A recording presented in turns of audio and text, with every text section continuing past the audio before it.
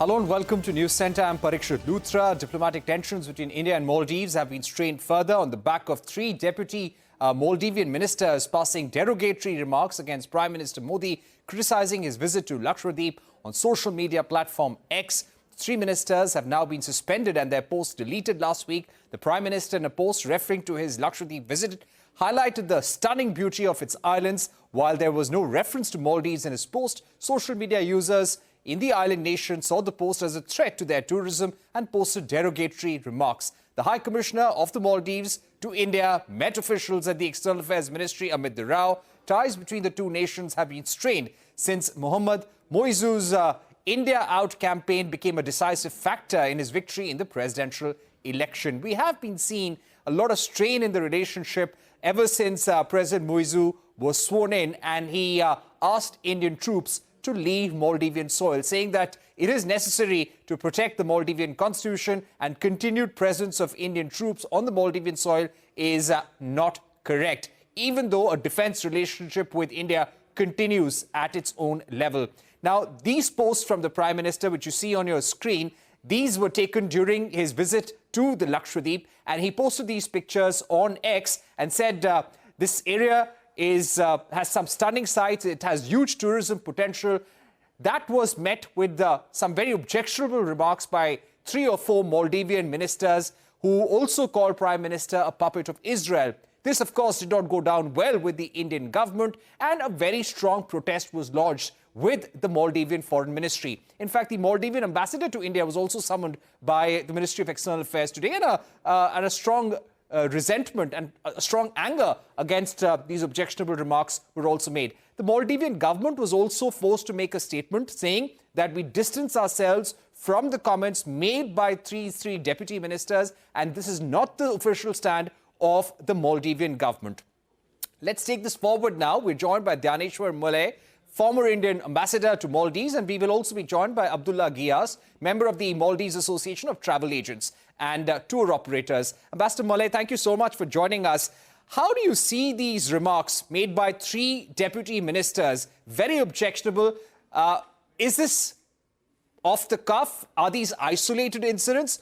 Or it's more than a coincidence that soon after the Prime Minister made these comments on Lakshadweep, not 1, but 3 or 4 Maldivian leaders came out to make similar remarks? Well, I would like to see them as not very matured ministers. Maldives is a young nation, and often the ministers really do not necessarily have long political experience behind them. They often, there is a possibility that they do not have good understanding of the nuances of the relationship between India and Maldives, and how strong these relations are, despite what we see today in terms of, the problems and some of the new regimes, stances that have, come to notice. At the foundation, I would say we have a very strong partnership, and it's multidimensional. We are currently dealing with a political, interaction, political relations. But beyond that, there's economic relations, people-to-people relations, tourism and health related, tourism, investments, resort management, our doctors, our teachers in distant islands. It's a very complex and fairly large partnership, I would say. Right. But Ambassador Mulay, I would also like to ask you, there's been a very strong reaction from some Indian travel operators. For example, Ease My Trip, a very important, very prominent travel portal, has suspended bookings for Maldives. Many celebrities are now promoting Lakshadweep and Indian tourist destinations on social media. How will this kind of a reaction really fit in as far as the larger health of the relationship goes? I think what is said by these ministers on social media is absolutely unacceptable, and as I said, very, very immature remarks. But at the same time, I feel that our industry in my personal view, should avoid hyping anything. This is an unfortunate incident, and government is engaged. Diplomacy is in full swing, as I understand, and let us leave it to the diplomats on both sides, the political, those who are managing political relationship. And so far as the travel agents approach, I think I leave it to them to decide how they handle the business. But what I would say is there are many lives dependent here and many lives dependent there. So any such step should be well thought out, and it should not be a knee-jerk relationship. Currently, yes, I do agree that there are some issues between the two countries, and that's primarily because the new regime in Maldives is thinking in a certain ways. But we need to approach all those things diplomatically, and I do believe that we have a very robust diplomatic machine which will address these issues without bringing them necessarily in the public that is domain, because that's how diplomacy functions. So, important point you're making, that we should not hype this out of context. There are important livelihoods at stake on both sides. Let me also get an Abdulla Ghiyas right now, who is a member of the Maldives Travel Agents Association. Abdulla Ghiyas, has there been an impact you've seen over the last 24 to 48 hours in terms of inbound travelers from India? Are there a lot of cancellations? Fortunately, we have not seen the reaction that has been portrayed in the media. We have reached out to all our counterparts in India. Firstly, like I said in our statement yesterday, we as an association is very apologetic for this statement. We in the strongest forms renounce this. We believe this is a very sad incident that has happened. This is not the sentiments of the everyday Maldivians. And we as a travel association believe that the relationship we have with India is much stronger than what is portrayed today or what is portrayed in social media in the last 24 hours to 48 hours. In terms of bookings, we have reached out to many resorts, many guest houses, many liverboats and city hotels, and in also the different airlines that operate to Maldives. Like I said, there hasn't been such cancellation as that has been portrayed in media, but there is a slowdown in pickup. There's a slowdown in appetite for Maldives, and this is something that we are talking to our partners. And like I said, this is not the sentiments of the everyday Maldivians, and we are extremely apologetic to this. Okay, so you are saying there is a slowdown in bookings from India. Last year, we believe that India and Russians were the highest number of tourists who came to Maldives, totaling around 2 lakhs. You see a dip in the number of bookings coming from India. Do you think there is a slowdown now over the last few weeks? See, I will just put this in context. Back in 2016, our association started a lot of different activities in the Indian market. We were one of the first to take part in various trade shows in India. We did a lot of different road shows in India. And we've always said that India will become the biggest source market for Maldives. Because like I said, that was something many hoteliers, when we as travel agents were talking about this then, said, no, we were relied so much on the Western countries that India would not be. I remember we had a conclave of Indian tourism stakeholders back in 2014 as well. So this is something that we saw coming, and we were very happy last year when we saw the numbers from India dominating the Maldivian arrivals as #1 source market. I feel this is a lot of work that has gone down with the private sector, with the support of the government and the tourism board as well. But in terms of pickup, right now we are in January. We have we like to see. We were looking at the travel patterns that were there last year and talking to the various airlines. But I see there's a slowdown in terms of new bookings.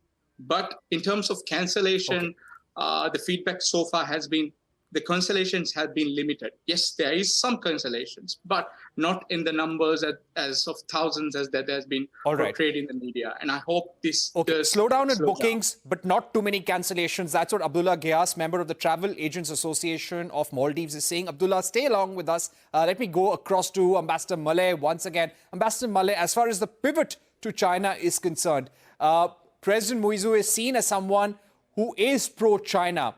How do you see his ideological tilt? And do you think this is going to be a problem for India, considering the first overseas trip of the newly elected president of Maldives was not to India, but to China? Well, if you know the Maldivian politics, you know that you have these two segments there. One which is liberal, I would call it liberal Democrats, that is the MDP, and the other is conservative party represented by Muizzu and Yamin and his predecessors like Wahid and others. So their own ideology is very, very clear. The MDP is absolutely democratic, though it's not always in practice sometimes, but by and large they have been openly pro-India. And then you have Yamin, who came because of his economic interests. He clearly tilted towards China. And Muizzu is a protege of, Yamin, because normally it would have been Yamin who would have contested the presidential election. But because there were cases going against him, Mr. Muizzu has, come into play. But otherwise, their pro-China stand has been since 2013, I would say, since Mr. Wahid came to power. And it was halted in between with Mr. Ibrahim Soli, who was MDP, president. He came on MDP's ticket. And in those times, again, our relationship really picked up. And it has always been multidimensional, and it became stronger during those 5 years. So right now there is a little bit. I would agree with you that there is an ideological change, but it is more for selfish reasons than anything that is a well thought out strategy, because India is so well entrenched, the relationship is so strong that it needs to be understood, and I'm sure with diplomatic contacts that are on currently, these things will eventually go in the right direction. Right. Ambassador Malay, one final question, very briefly. What is the challenge that could arise if this pro-China policy becomes very strong? And do you think India will be able to balance it out? If in a minute, if you could just sum up the challenges for us in the region, especially Maldives. Yeah, it's a challenge that will have to be handled and addressed. But I do not see it as a end of the road. As I said, it's a multidimensional relationship. We have very strong interest in the Indian Ocean region. And therefore, Maldives actually, whether it is terrorism, whether it is narcotics, whether it is trafficking, piracy, in the Indian Ocean, now the Houthis attacking, the boats and ships, India's role in that region becomes very important. That is a regional or multilateral dimension. And you also have a very strong bilateral partnership. So if the political wisdom doesn't allow this to grow naturally, there would be, issues. Okay, we're running out of time, but thank you very much, Ambassador Malay and Abdulla Ghiyas, for joining us on the program. We're taking a break, but coming up on the other side, Mercedes-Benz has kicked off its 30th year of operations in India with the launch of the new GLS luxury SUV. We bring you a conversation with Mercedes-Benz India MD Santosh Iyer on the company's bet on India's luxury car segment going ahead, and a special interview with the Vistara CEO on India operations too.